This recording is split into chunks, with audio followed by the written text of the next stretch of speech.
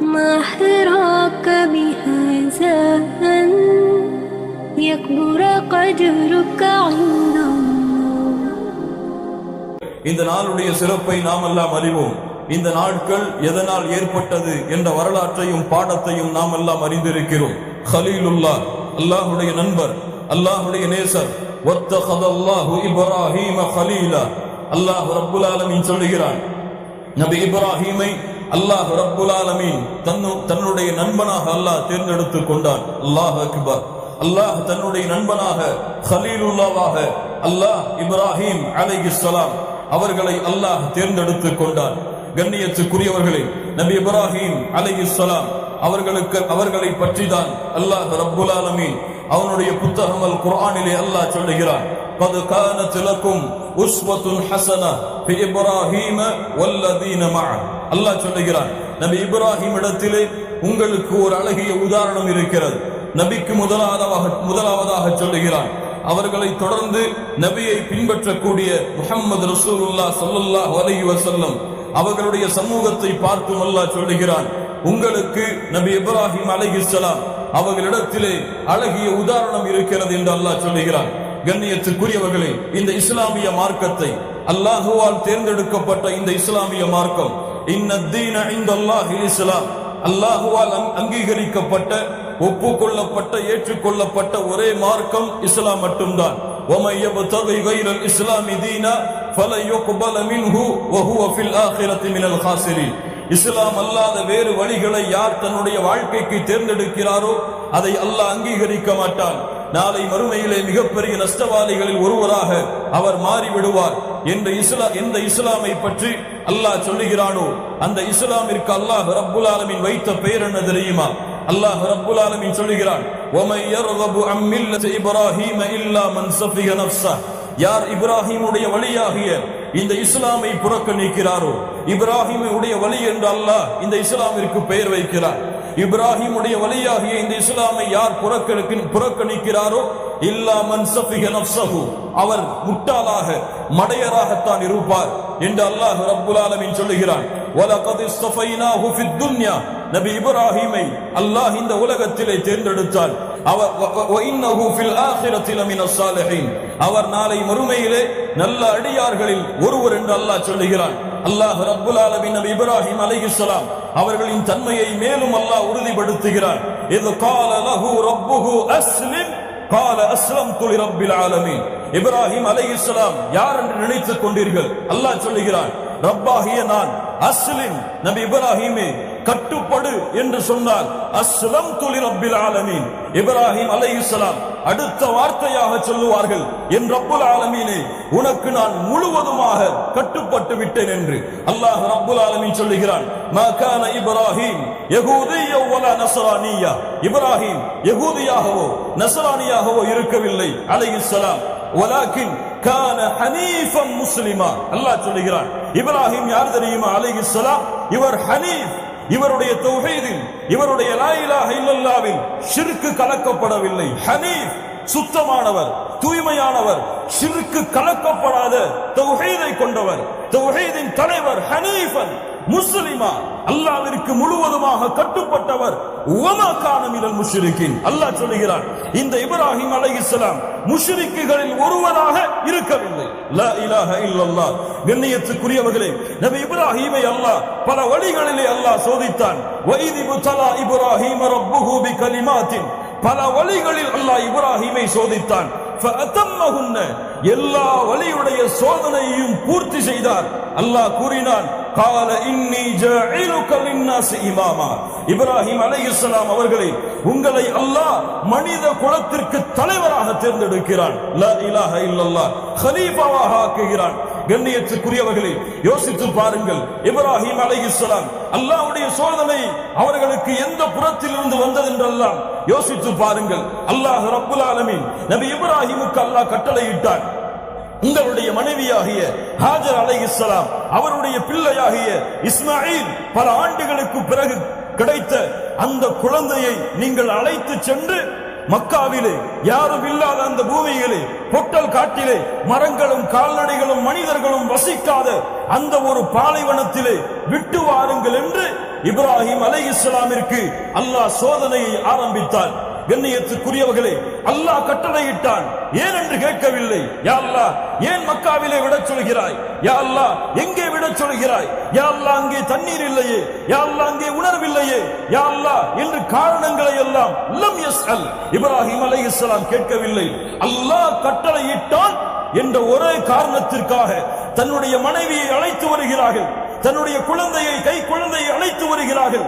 எந்த வார்த்தையும் மனைவியிடத்திலே குழந்தையிடத்திலே பேசாமல் அல்லாஹ்விற்கு கட்டுப்பட்டு மக்காவிலே அந்த பொட்டல் காட்டிலே அழைத்து வந்து ஹாஜர் அலைஹிஸ்ஸலாம் அவர்களையும் இஸ்மாயிலான கை குழந்தையையும் விட்டுவிட்டு எந்த பதிலும் கூறாமல் தன்னுடைய முகத்தை திருப்பி செல்கிறார்கள். கணவரை பார்த்து ஹாஜர் அலைஹிஸ்ஸலாம் ஒரே வார்த்தை கேட்டார்கள், அல்லாஹு அமரக பிஹாதா, அல்லாஹு அமரக பிஹாதா. என் கணவராகிய இப்ராஹிம் அலைஹிஸ்ஸலாம் அவர்களே, உங்களுக்கு இந்த கட்டளையை கொடுத்தது அல்லாஹுவா? உங்களுக்கு இந்த பொட்டல் காட்டிலே யாருமே இல்லாத இந்த இடத்திலே மரங்களும் உணவுகளும் இல்லாத இந்த பூமியிலே விட வேண்டும் என்ற கட்டளையை கொடுத்தது அல்லாஹுவா? திரும்பி ஒரே பதில் சொன்னார்கள், நாம்.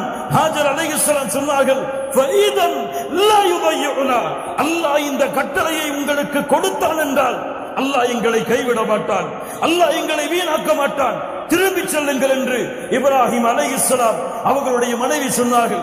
அடுத்த சோதனையை பாருங்கள். பல ஆண்டுகளுக்கு பிறகு கிடைத்த அந்த குழந்தையை நபி இப்ராஹிம் அவர்களுக்கு அல்லாஹ் கனவின் மூலமாக காட்டுகிறான். நீங்கள் பல ஆண்டுகள் அல்லாஹ்விடத்திலே கேட்டு பெற்ற பாசம் வைத்த அந்த குழந்தையை உங்களுடைய கரத்தாலேயே நீங்கள் அறுக்க வேண்டும். லா இலாஹ இல்லல்லாஹ். எந்த தந்தையுடைய உள்ளம், எந்த தந்தையுடைய உள்ளம் இதை ஏற்றுக்கொள்ளும், இதை பொருந்திக் கொள்ளும்? லா இலாஹ இல்லல்லாஹ். ஆனால் இப்ராஹிம் அலைஹிஸ்ஸலாம் ஏன் யா அல்லாஹ், எங்கே யா அல்லாஹ், எதற்கு யா அல்லாஹ் என்ற கேள்வி எல்லாம் கேட்கவில்லை. அல்லாஹ் கட்டளையிட்டான், குழந்தையை அறுப்பதற்காக அழைத்து செல்கிறார்கள். குழந்தையை அறுக்கும் பொழுது சொல்லுகிறார்கள், என் மகனே, அல்லாஹ் உன்னை அறுப்பதாக எனக்கு கனவு காட்டினான், நான் என்ன செய்வது? தந்தை மகனிடத்திலே பேசுகிறார். சிறு வயது வாலிபத்தை அடையக்கூடிய அந்த வாலிபர் சொன்னார், யா அபதி, யா அபதி, இஃஅல் மா துஅமர், சதஜிதுனி இன்ஷாஅல்லாஹு மினஸ் ஸாபிரீன். லா இலாஹ இல்லல்லாஹ். என்ன வார்த்தை! என் தந்தையே, அல்லாஹ் உங்களுக்கு எதை கட்டளையிட்டானோ அதை செயல்படுத்துங்கள். சுப்ஹானல்லாஹ். செயல்படுத்துங்கள், அல்லாஹ்வுடைய கட்டளையை செயல்படுத்துங்கள். சதஜிதுனி இன்ஷாஅல்லாஹு மினஸ் ஸாபிரீன். பொறுமையாளர்கள் ஒருவராக என்னை பார்ப்பீர். சுப்ஹானல்லாஹ். முஃபஸ்ஸிர்கள் எழுதுகிறார்கள், அறுக்கக்கூடிய நிலைமையில் இஸ்மாயில் அலைஹிஸ்ஸலாம் தந்தையை விட்டு முகத்தை திருப்பிக் கொள்கிறார்கள். மகனே, ஏன் திருப்பிக் கொள்கிறாய்? சொன்னார்கள் இஸ்மாயில் அலைஹிஸ்ஸலாம், என் தந்தையே, என்னுடைய முகத்தை நீங்கள் பார்த்தால் ஒருவேளை இரக்க குணம் உங்களுக்கு வந்துவிடும், அதனால் என்னுடைய முகத்தை திருப்புகிறேன். இறுதியாக சொன்னார்கள், என்னுடைய தாய்க்கு சலாமை எடுத்து வைத்துக் கொள்ளுங்கள். சுப்ஹானல்லாஹி ரப்பில் ஆலமீன். என்ன ஒரு கட்டுப்படுதல் பாருங்கள், என்ன ஒரு பணிதல் பாருங்கள். முஹம்மது ரசூலுல்லாஹ் ஸல்லல்லாஹு அலைஹி வஸல்லம் அவர்களுடைய சமூகத்தில் இந்த கட்டுப்படுதல் என்ற தன்மை எங்கே சென்றது? சஹாபாக்களுக்கு, சஹாபிய பெண்களுக்கு அல்லாஹ் ஹிஜாபை கடமையாக்கினார். உங்களுடைய ஆடைகளை நீங்கள் மறைத்துக் கொள்ளுங்கள், உங்களுடைய ஆடையை நீங்கள் ஹிஜாபை கொண்டு போர்த்திக் கொள்ளுங்கள் என்று அல்லாஹ் கட்டளையிட்ட மாத்திரத்திலேயே சஹாபிய பெண்மணிகள் எல்லாம் இதுவரை மறைக்காமல் இருந்தோமே, இப்போது எப்படி மறைப்பது? ஏன் அல்லாஹ் இந்த கட்டளையை சொல்கிறான்? அழகை வெளிப்படுத்துவது இயற்கையான குணம் இல்லையா என்றெல்லாம் இன்றைய முஸ்லிம் பெண்களை போன்று கேட்டார்களா?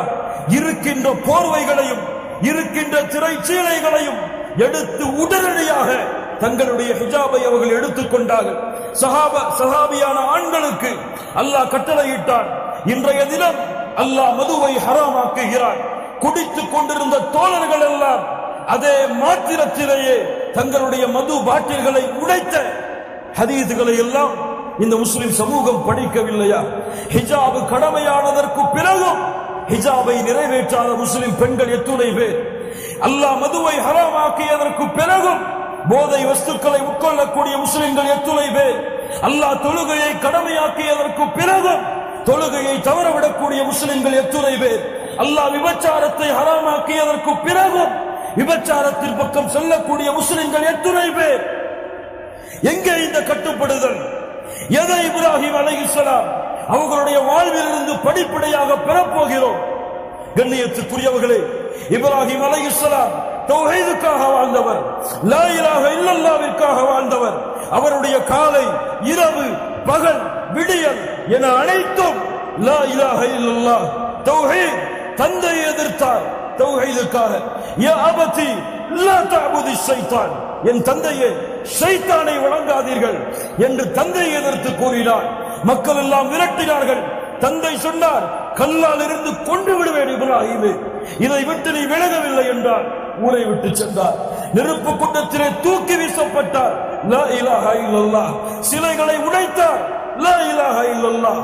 கண்ணியத்துக்குரியவர்களே, இந்த தௌஹீத் முஹம்மது ரசூலுல்லாஹ் ஸல்லல்லாஹு அலைஹி வஸல்லம் அவர்கள் அனுப்பப்பட்ட நோக்கம், அவர்களுக்கு முன்னால் வாழ்ந்த சமூகம் அனுப்பப்பட்ட நோக்கம் முஹம்மது ரசூலுல்லாஹ் இந்த முஹம்மது ரசூலின் சமூகத்திற்கு விட்டு சென்ற கடமை லா இலாஹ இல்லல்லாஹ்.